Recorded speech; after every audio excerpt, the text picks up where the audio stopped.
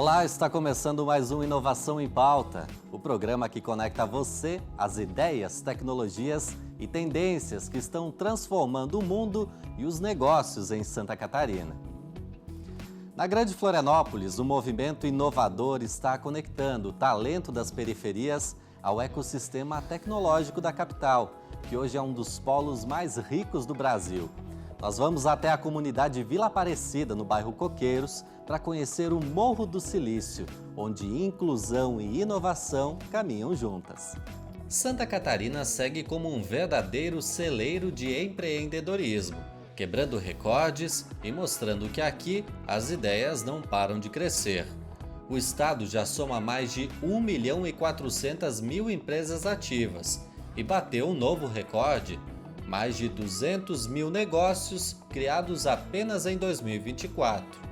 O top 5 de municípios que mais constituíram empresas tem Florianópolis na liderança, com mais de 23 mil CNPJs criados no ano.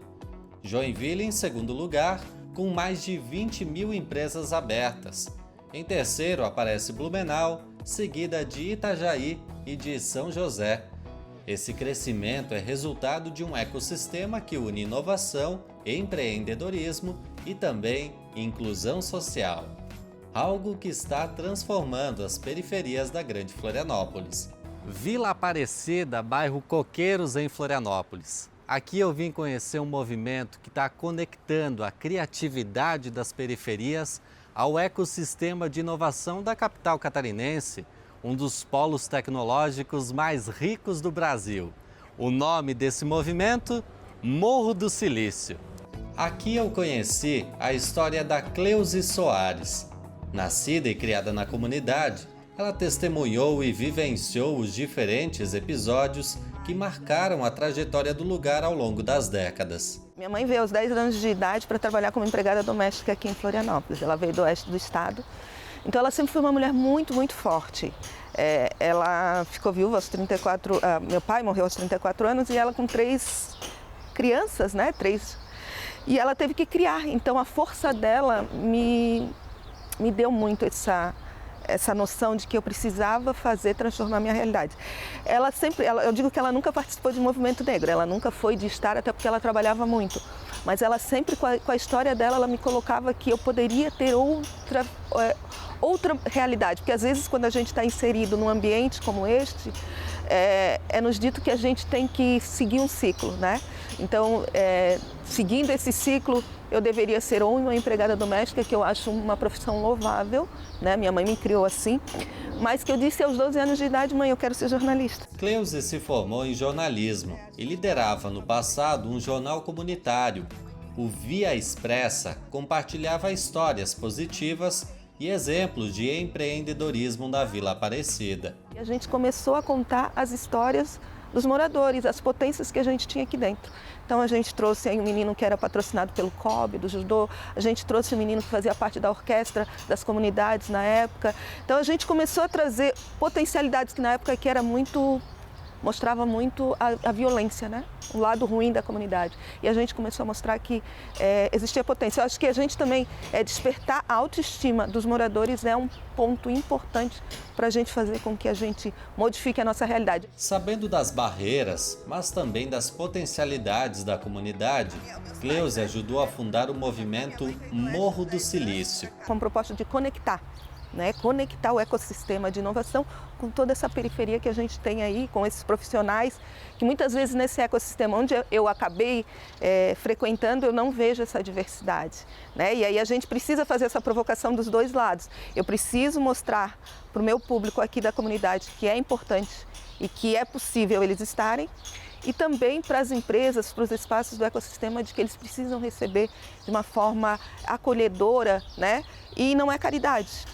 A gente já tem estudos que revelam que a diversidade traz lucro. Então é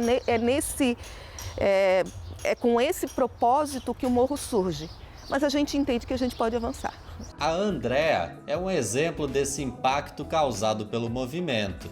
De atendente farmacêutica, ela se tornou empreendedora no setor estético, inovando em produtos voltados para a pele negra, um mercado pouco atendido.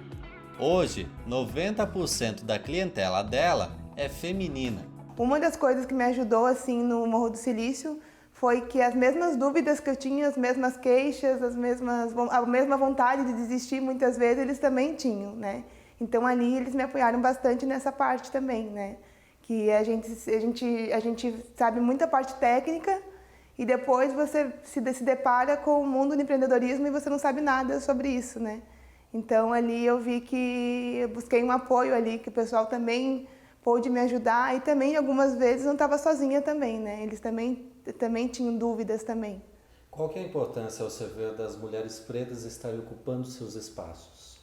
Eu acho que é primordial, assim, né? Porque muitas vezes a gente foi esquecida, né? A gente ficou muito tempo na cozinha. E hoje a gente saiu da cozinha e a gente sabe que a gente descobriu um mundo novo, né? Então a gente conseguiu a nossa independência financeira, né?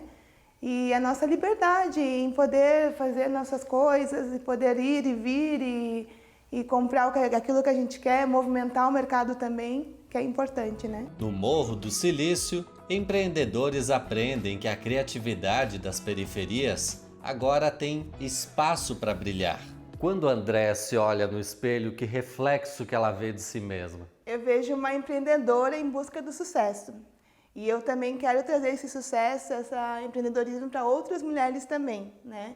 Então, eu mesma agora vou ter uma parceria com o Instituto Anatomy e eu vou estar sediando o evento aqui no Brasil, aqui em Florianópolis, né, representando Florianópolis, e eles, ao mesmo tempo, vão estar fazendo o mesmo evento lá em Orlando. Você vai ter, talvez, esse papel de colocar na cabeça de outras mulheres que elas têm, sim, capacidade de alcançar como você alcançou? Com certeza, todos nós somos capazes. Uma forma de promover a inclusão e ampliar oportunidades é incentivando a participação de empreendedores de todas as áreas e regiões em grandes eventos. O movimento Morro do Silício, por exemplo, esteve no Della Summit 2024, o maior evento de empreendedorismo feminino do Brasil. Aqui encontrei a Nelis, que representava outro coletivo, o Digitais Pretas. Esse movimento busca dar visibilidade e voz a mulheres negras. Inovação para mim é ancestralidade, porque eu preciso olhar para o meu passado, me fortalecer com as minhas raízes para inovar. Porque eu, sendo uma mulher preta, faço muita coisa, mas eu preciso reconhecer o meu passado para conseguir avançar. Unidas se vai mais longe? Muito mais. É somente unidos a gente consegue fazer a mudança que a gente merece. O recorde de empresas em Santa Catarina não é apenas um número, é um reflexo de um estado que inova, empreende e começa a enxergar nas periferias uma potência capaz de transformar o futuro. Sucesso ao Morro do Silício! E olha só que bacana! Joinville foi palco dos 2 maiores torneios de robótica de Santa Catarina promovidos pelo SESI. Os eventos reuniram estudantes de 30 cidades do estado.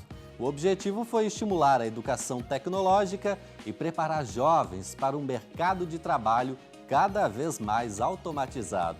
Eles têm o potencial de se tornarem os futuros empreendedores que vão impulsionar a economia do nosso estado. Dentro da arena, a briga entre os robôs classifica o melhor. Do lado de fora, uma competição que mexe com as emoções. Foi difícil porque a gente fez a programação tudo certo, mas lá no barco do tesouro, não, o barco do Kraken, a gente não conseguiu, mas ele levantou na hora, mas no final da partida ele acabou caindo. Tentar aperfeiçoar mais o robô e tentar ter mais tempo para programar as coisas. É com essa mistura de sentimentos que centenas de estudantes se reúnem no torneio estadual de robótica em Joinville. O evento, que começou sexta-feira, alia ciência, tecnologia, engenharia, artes e matemática para integrar aprendizado e inovação. Esse ano o torneio reuniu mais de 540 competidores que vieram de pelo menos 30 municípios de Santa Catarina. O objetivo é estimular crianças e adolescentes de 9 a 15 anos a resolverem problemas do dia a dia. tecnologia, estimulando a criação e a programação. Um dos temas abordados esse ano foi a vida nos oceanos. A equipe do Pedro identificou que os ruídos das embarcações atrapalhavam o ecossistema dentro das águas. Pensando nisso, eles encontraram a solução. A gente decidiu criar um submarino que, aumentando o seu rotor, que é uma peça do motor do submarino, a gente conseguiria fazer com que diminuísse a quantidade de ruído emitida por ele, fazendo com que não atrapalhasse tanto a comunicação e a localização dos animais que se comunicam através de ruídos, como a baleia-orca. E para isso, a gente também criou uma garra feita de titânio com imã que coleta esses lixos submersos, como metais, etc. Foi basicamente isso que a gente desenvolveu. O automobilismo também foi tema dos projetos de inovação. Os estudantes criaram carros em miniaturas para competir como se estivessem na Fórmula 1. Todos eles recebem o mesmo bloco, né, com as mesmas dimensões. Aí eles fazem o estudo para melhorar, né, a aerodinâmica baseado na engenharia. E aí cada um cria o seu protótipo, né? Esses dois que estão ali para demonstração, eles têm asas dianteiras e asas traseiras diferentes, né?